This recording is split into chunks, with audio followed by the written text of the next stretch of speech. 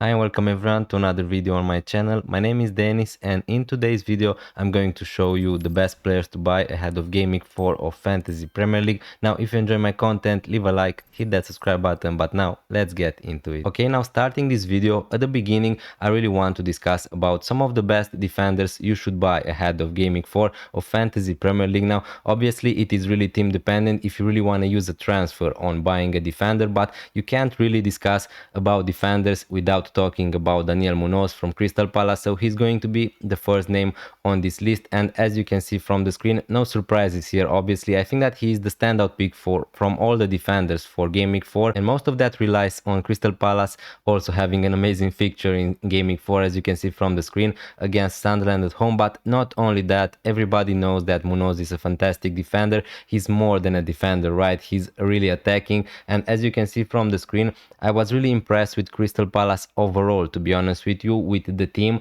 And considering that they played against Aston Villa, Chelsea and Nottingham Forest in the first three games of the season, three difficult fixtures. They kept 2 clean sheets against Chelsea in Game Week 1 and against Aston Villa in Game Week 3, and also they scored 3 goals past Aston Villa. And also with Munoz, we really are relying also with the attacking threat. Now he didn't really get a lot of defensive contribution points, but honestly you have Munoz for the possibility of him getting an assist or getting a goal. Yeah, maybe Crystal Palace are going to lack some creativity without the players, without Ismail Assar, without Eberechi Eze, who transferred to Arsenal, but I just think that it is a really good time to buy someone like Munoz. As you can see from the screen, the fixtures from Game Week 4 to Game Week 8 are decent. Sunderland, West Ham, Liverpool is not great, Everton and Bournemouth in Game Week 8. Now obviously if you're using your free hit in Game Week 6, if you have this strategy, it is a perfect opportunity for you to buy a Crystal Palace defender, someone like Munoz, because you're just going to free him out of your team in Game Week 6 when he's going to play against Liverpool. Now obviously for this list, if you don't have enough cash to go for someone like Munoz, I think that all the defenders from Crystal Palace are pretty decent. Guehi, Lacroix and Richards. Lacroix is a monster when we talk about defensive contributions because he gets a lot of them, and we're going to see that in a minute. So again, if you don't have the money to go for someone like Daniel Munoz, there are other alternatives at Crystal Palace, but definitely if you have the cash, I would just go for someone like Daniel Munoz because yeah, as you can see from the screen, he got an assist. The fixtures were difficult in the start of the season, so now that the fixtures are going to get better, I'm expecting also Daniel Munoz to get more chances to score, more chances to get clean sheets. So I just think that he's a great option, a great buy for Game Week 4. Next up, we're going to discuss about 2 other defenders, really cheap ones. Senesi from Bournemouth at 4.6 million and Andersen from Fulham at 4.5 million. So these 2 are really cheap, and I think that they are going to be great value overall this season. And guys, I know it is not really that excited to discuss about and also to use a transfer to buy a defender in FPL, and also I would not advise anyone. Probably guys, if you have other defenders, I don't know, like myself, maybe you have someone like Milenkovic who's going to play against Arsenal for an example, it is not a mandatory thing to just sell him to someone like Senesi just because he is going to have an overall better fixture than someone like Milenkovic. So again, if you really want to make a defensive transfers for Game Week 4, my first option would be definitely Daniel Munoz from Crystal Palace. I think that he's really exciting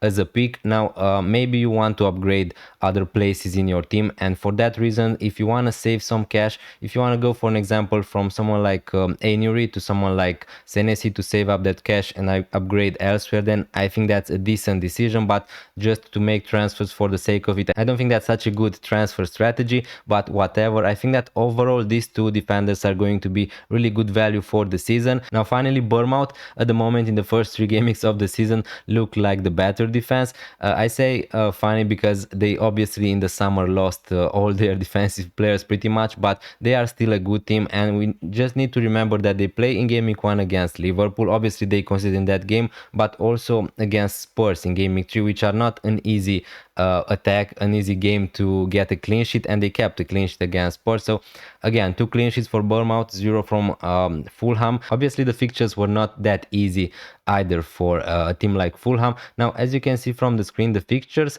for Bournemouth are Brighton, Newcastle, Leeds in the next 3, and for Andersen, Leeds, Brentford, Aston Villa. So overall the fixtures are decent. Obviously you're not forced to play these defenders every game week. You need to rotate them with other defenders. That would be the perfect plan. And if you're undecided on which defender to go to, obviously it really depends on your strategy. I know that I say this a lot, but it really depends on your chip strategy also, because for an example, if you want to, let's say you want to bench boost in game week 5, Senesi is going to play against Newcastle at home. It's not a terrible fixture, but surely it's not the best one you would want to have. And Andersen, for example, is going to play against Brentford at home. So for me, from my perspective, I think that's a much better fixture to use your bench boost. So it really depends what you want to do. If you're going to free it in game week 6, for an example, you can have someone like Andersen, because you're not going to play him, you're going to bring other players. If you're not free it in game week 6, Bournemouth are going to play against Leeds, and the list goes on. Now these players in particular are really good for defensive contributions. That's the main reason why I've got them on this list. And if we move a little bit here, I'm going to show you the statistics, which tells us the defensive contributions per 90 minutes for every defender in the game. Now obviously we're not going to talk about everyone. As you can see from the screen, Virgil van Dijk is averaging a 14.67 defensive contribution per game. That's just amazing. But if you look at the prices, he's 6 millions, and Senesi on the second place is 4.6, and he's averaging 14 defensive contribution per game. So that's just amazing. It's I know that the sample size is small at the moment, just 3 game weeks, but if it's going to get defensive contributions every game week, that's just amazing. You're just looking at 2 extra points every game week for your 4.6 million defenders. So again, this is a big reason why these two are on this list. Now I know that you don't see Andersen, but obviously he's also really good for defensive contributions. If you look at the total, he's also in the top 8 or something like that in the first 3 game weeks. Lacroix, Tarkowski, Van der Ven from Brentford, there are a lot of decent defenders who are good for defensive contributions. But for an example, I would much rather go for someone like Senesi than going for someone like Tarkowski. You're going to save almost 1 million. And yeah, on the template, Saliba also is just getting an injury, so he's going to be out. Now, yeah, I think that these two are really good value options. Obviously, you have other options like Van de Ven, Romero at 5 millions, but I just think that if I was to pick right now a defender to buy for Game Week 4 without having to play any bench boost or free it in Game Week 5 or 6, I would go probably for Senesi at the moment. Moving forward, we're going to discuss about 2 midfielders, Semenyo from Bournemouth and Grealish from Everton. Now again, there are a lot of good midfielders to pick from at the moment. For an example, I didn't include someone like Rodgers here, but the fixtures are really good for if you want to buy an Aston Villa midfielder. Now obviously the only problem is that Aston Villa were really bad in the first 3 games of the season, and they didn't score any goal in those games, so that's why it is really hard for me at the moment to include Aston Villa players on this list. But it really depends again on your strategy.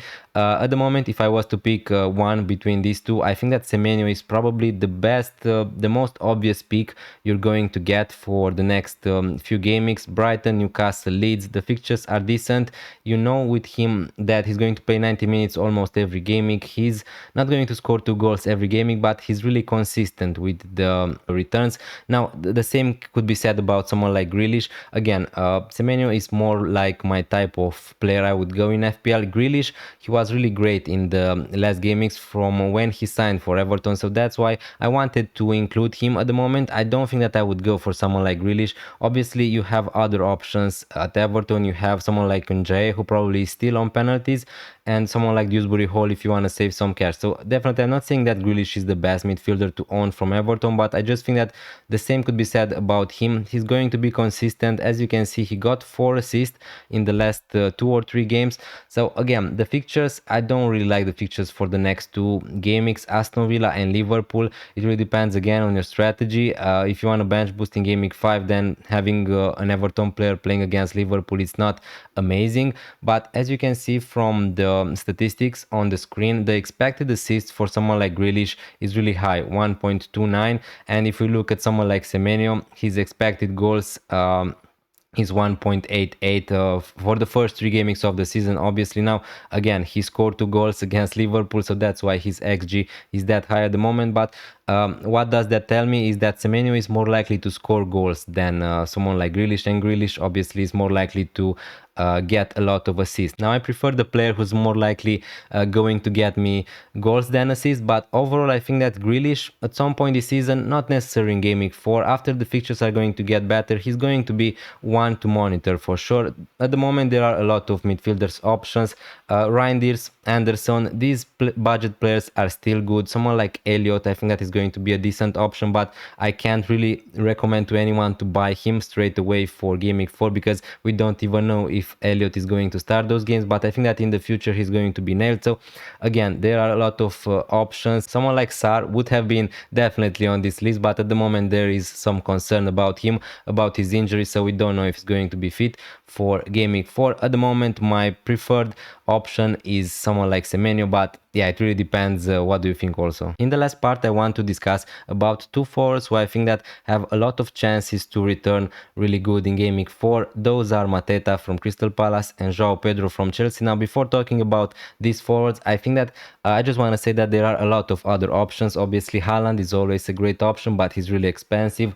Someone like Isak, someone like Ekitike are going to be at some point really good FPL options. If you have Ekitike, I think that he's a great option to keep, but definitely I would not buy him at the moment. Someone like Gyökeres could be great, but for the next three fixtures I don't really like the fixtures for Arsenal, so I think that if you want to buy him you should just wait a little bit and buy him in Game Week 7 or 8, something like that. And another striker who is similar to these strikers, talking about the price, is someone like Chris Wood. Now again, he's going to play against Arsenal in Game Week 4, so I definitely won't recommend anyone to buy Chris Wood, but depending on your strategy you can buy him from Game Week 5 or something like that. And Evan Nilsson again could be a nice option from Bournemouth.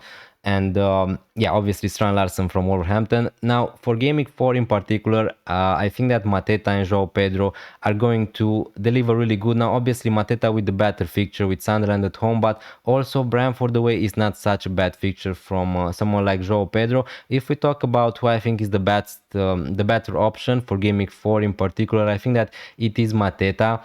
Although Crystal Palace are going to lack some creativity without they lost Eze, they lost Sar. Probably we need to see how many games he's going to miss. Mateta is on penalties, he's nailed to play pretty much 90 minutes every game week, so I think that all the chances are looking like he's going to be a great option against Sunderland at home. And even if you don't want to captain someone like Salah, I think that Mateta could even be a good captaincy option. Now if you ask me who I think that is the better FPL player overall for the next few game weeks, I think that I would say Joao Pedro, just because now that Jackson is gone to Bayern Munich, Delap is injured, they have just Guyu. I don't think that he's going to put a lot of problems on Joao Pedro, so Joao Pedro's minutes are going to go up. Maybe he's going to be on penalties if Palmer is going to miss some games, but again, probably doesn't really matter because Palmer probably is going to be back for Game Week 4. So I think that overall Joao Pedro is a great option, even way better than he was in Game Week 1, obviously. Because that was his problem. Chelsea had a lot of strikers, now they don't really have a lot of them, so he's going to play as a number 10, as a number 9 probably. His numbers are looking okay, he scored 2 goals, he got 2 assists, so definitely he was better than Mateta, let's be honest, this season, but the numbers are not really that different. So yeah, I think that both of them are going to be great. If you want a player, if you want to use your fleet in Game Week 6, I would go Mateta. If you want a player overall to just have him into your team, I think that Joao Pedro is still great value, but overall I think that these two are great options for Game Week 4. Thank you so much for watching this long, it really means a lot and I really appreciate it. If you enjoy my video, please consider leaving a like, hit that subscribe button if you're new around here, and I'm going to see you next time. Bye.